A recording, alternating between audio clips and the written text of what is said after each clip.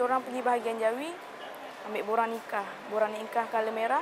Lepas ambil borang color merah, dia suruh pergi bahagian sebelah, bahagian penguat kuasa. Kita pergi bahagian penguat kuasa, kita mengaku dekat surat putih tu, ustaz tu ada tulis, katalah awak berdua mengaku. Okey, kita mengaku kita orang dah terlanjur. And then kita pergi orang bahagian penguat kuasa di Jawi, bawa kita orang jumpa satu ustazah lagi satu. Ustazah di bahagian Jawi. Lepas tu kita dah mengaku semua-semua, dia dah ambil statement dari kita orang dua pasangan.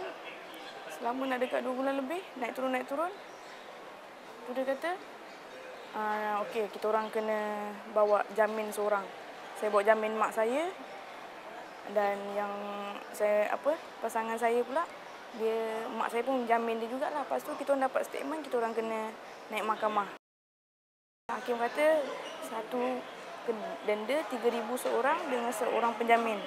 Kalau tak ada hari ini duit, hari ini perempuan akan ke penjara Kajang, lelaki penjara Sungai Buloh. Minta 1,000, hakim marah.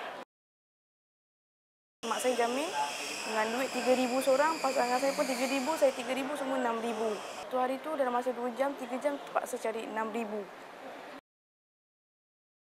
Saya call semua saudara mara, saya call. Mak saya pun dah pening kepala nak nangis semua, cari 6,000. Untuk saya terpaksa call saya punya bos tempat kerja untuk jamin saya, cari 3,000.